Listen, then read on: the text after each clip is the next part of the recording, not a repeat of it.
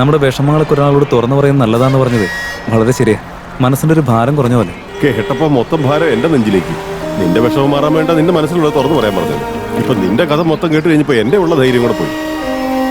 എന്തൊക്കെ പറഞ്ഞാലും പേരൻസ് അറിയാതെ ഒരു പെങ്കൊച്ചുമായിട്ട് ഒളിച്ചോടി പോവാന്നൊക്കെ പറയുന്നത് ഒട്ടും ശരിയായ കാര്യമല്ല.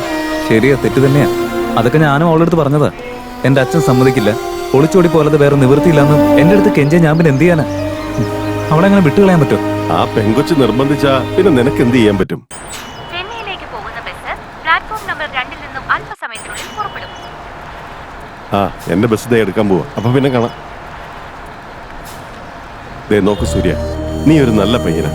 നിന്റെ ജീവിതത്തിൽ നല്ലതേ നടക്കും. നിങ്ങൾ തമ്മിൽ ഒന്നിക്കാൻ നിങ്ങൾക്ക് വേണ്ടി ഞാൻ പ്രാർത്ഥിക്കാൻ മോനെ. All the best. Thank you sir. വരട്ടെ. ഒരു കുപ്പി വെള്ളം എടുത്തേ.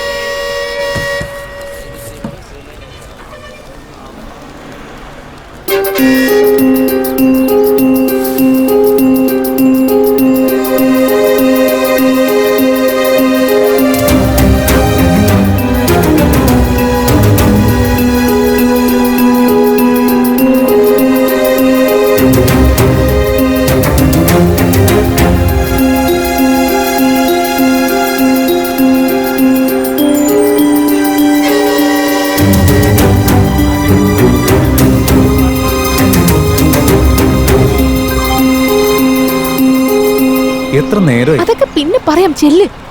ശരി, നടക്ക്. ഹൈദരാബാദിൽ പോകാനുള്ള ബസ് ഏതാ? ദേ അവിടെ കിടക്കുന്നതാ. ആ വാ.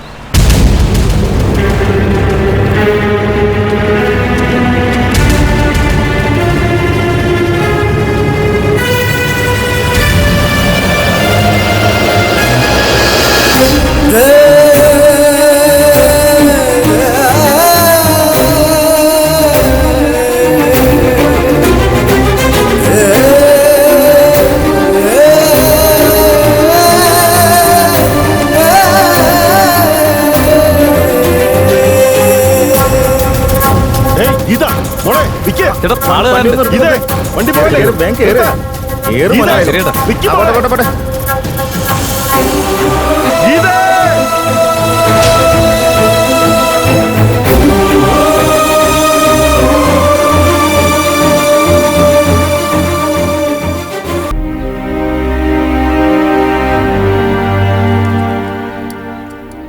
നമ്മൾ ഇതിന് മാത്രം എന്ത് തെറ്റ് ചെയ്തിട്ട് അവന്റെ ഒപ്പം അവൾക്ക് പോകാൻ തോന്നി?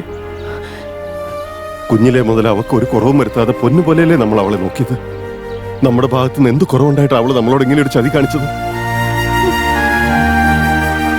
പഠിച്ച സ്കൂളിലും കോളേജിലും ഒക്കെ അവൾക്ക് ഫസ്റ്റ് കിട്ടുമ്പോ അഭിമാനത്തോടു കൂടിയാണ് ഞാൻ അവളെ കുറിച്ച് പറയാറുള്ളത്. ഇനി ഞാൻ എന്താ പറയാ? എന്റെ മോളൊരു ഓട്ടോറിക്ഷക്കാരന്റെ കൂടെ ഒളിച്ചോടിപ്പോയെന്ന് പറയണോ?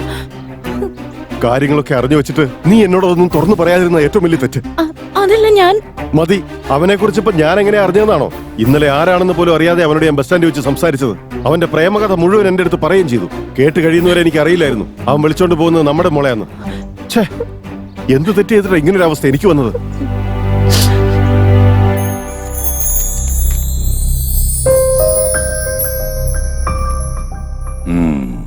നിങ്ങളുടെ മോള് സൂര്യ എന്ന ഓട്ടോക്കാരൻ്റെ കൂടെ ഒളിച്ചോടി.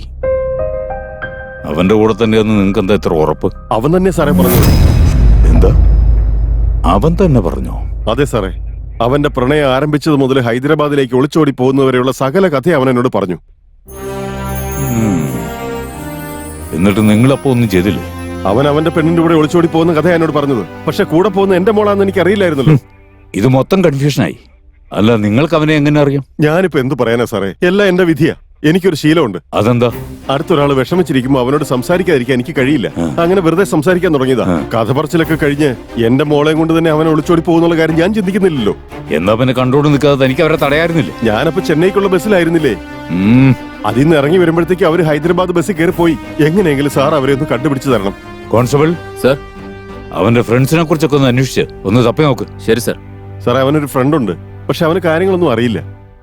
ഇതും അവൻ തന്നെയാണോ പറഞ്ഞത്? ആ, എന്റെ സർവീസിൽ ഇത്രയും ഡിഫിക്കൽട്ട് ആയിട്ടുള്ള കേസ് കണ്ടിട്ടില്ല.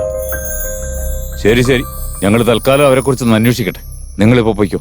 എന്തെങ്കിലും വിവരം കിട്ടിയാൽ അറിയിക്കാം. ശരി സാർ.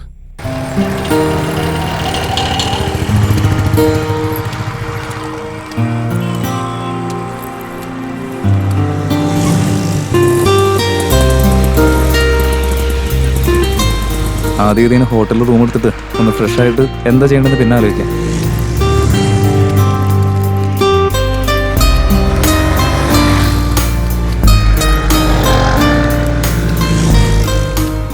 ചേട്ടാ ഇവിടെ അടുത്തുള്ള ഹോട്ടലുണ്ട്. ആ ഉണ്ട്, കയറിക്കോ. ആ കയറി.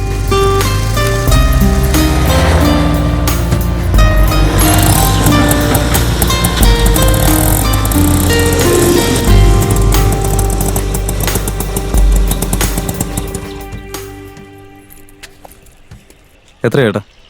ഇതിപ്പോ 100 പിന്നെ 50 എക്സ്ട്രാ. എക്സ്ട്രയോ? എന്തിന്? ഹലോ, എനിക്ക് നാട്ടിൽ ഇതന്നെ പണി. ഞങ്ങളൊക്കെ മീറ്ററിൽ എത്രയാണോ അത്രേ മേടിക്കാറുള്ളൂ. അതെന്ത് വർത്താനാ മോനെ? വേറൊരു നാട്ടിലേക്ക് ചെന്ന് കയറുമ്പോഴേ അവിടുത്തെ നിയമങ്ങളും കാര്യങ്ങളും അറിയാതെ സംസാരിച്ചാൽ എങ്ങനെ? ഉം.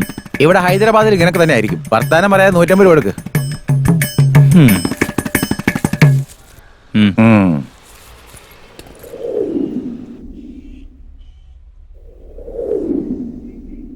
ചേട്ടാ ഒരു റൂം വേണം. എത്ര പേരുണ്ട്? എവിടെന്നാ വരുന്നത്? 2 പേരുണ്ട്. എറണാകുളത്ത് നിന്ന് എന്താ? 2 പേരുണ്ടോ? എന്നിട്ട് മറ്റേ ആളോ? ആ പെങ്കൊച്ചാ അതെ ചേട്ടാ. കല്യാണം കഴിച്ചാണോ? ഇല്ല ചേട്ടാ. ഇതേ നോക്കുവാനെ, കല്യാണം കഴിക്കാതെ വരുന്നവർക്ക് ഇവിടെ റൂം കൊടുക്കാറില്ല. പോകാൻ നോക്ക.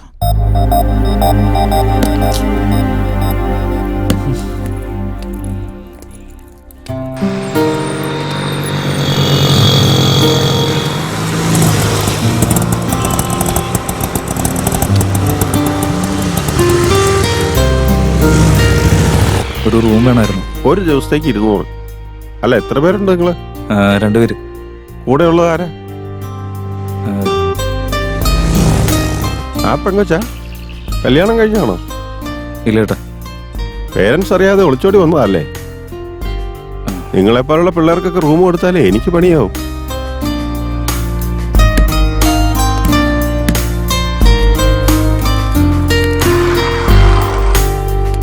ഒരു റൂം വേണല്ലോ. ID പ്രൂഫ് ഉണ്ടോ ഇതില്? ID പ്രൂഫ് ഇല്ലാതെ ഇവിടെ ആരും റൂമൊന്നും തരില്ല.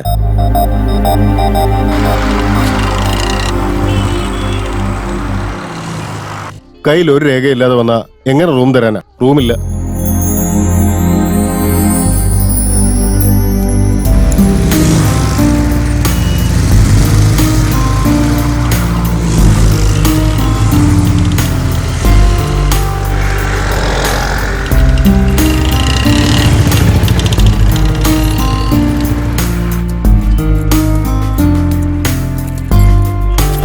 നടക്ക്, പോവാം. രാവിലെ മുതൽ അലയാൻ തുടങ്ങിയതാ. ഇനി എന്നെ കൊണ്ട് വയ്യ. നീ ഇങ്ങനെ പേടിക്കാതെ. എവിടെയെങ്കിലും സ്ഥലം കിട്ടാതിരിക്കില്ലേ? വാ. എന്താ, റൂം വേണോ? ആ വേണം ചേട്ടാ. നമുക്ക് പരിചയമുള്ള നല്ലൊരു കക്ഷിയുണ്ട്. ഒന്ന് ചോദിച്ചു നോട്ടെ. വെയിറ്റ്. കണ്ടില്ലേ? ഹലോ. ഹലോ, ഗിരി. ടൂലറ്റ് ഗിരി. ക്യാഷ് ഉള്ളിടത്തെ ഗിരി ഉണ്ടാവൂ. ഗിരി ഉണ്ടാവണമെങ്കിൽ ക്യാഷ് വേണം. ആ, ഇവിടെ ഒരു പാർട്ടി വന്ന് പെട്ടിട്ടുണ്ട്. 5 മിനിറ്റിനകം വരാണെങ്കിൽ കാര്യം നടക്കും. പാർട്ടി ഉണ്ട്, റൂം വേണോ? ആ. 5 മിനിറ്റിൽ എത്തണമെന്നോ? ആ. 5 മിനിറ്റിലൊന്നും അവിടെ എത്താൻ പറ്റുമെന്ന് തോന്നുന്നില്ല. I am really sorry. ഒരു 2 മിനിറ്റിലെത്തിയാൽ കുഴപ്പമുണ്ടോ? ഹലോ, നിങ്ങൾ പറഞ്ഞ പാർട്ടി നൈസ് മീറ്റിംഗ് യു. നിങ്ങൾ ഒന്നുകൊണ്ടും പേടിക്കണ്ട. കല്യാണം കഴിഞ്ഞവർക്കും കഴിക്കാത്തവർക്കും, കല്യാണം കഴിക്കാൻ പോകുന്നവർക്കും, കല്യാണം കഴിഞ്ഞ് ബന്ധം വേർപിരിഞ്ഞവർക്കും ആർക്ക് വേണമെങ്കിലും ഞാൻ റൂം എടുത്തു തരും. നമ്മുടെ കോണ്ടാക്ട് എങ്ങനെയാണ് എന്ന് നമുക്ക് അങ്ങോട്ട് പോവാം. വരട്ടെ. ചേട്ടാ താങ്ക്സ് ചേട്ടാ.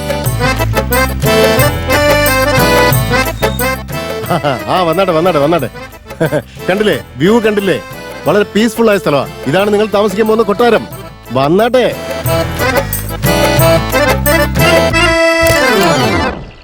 ഇതാണ് ഞാൻ പറഞ്ഞ റൂം.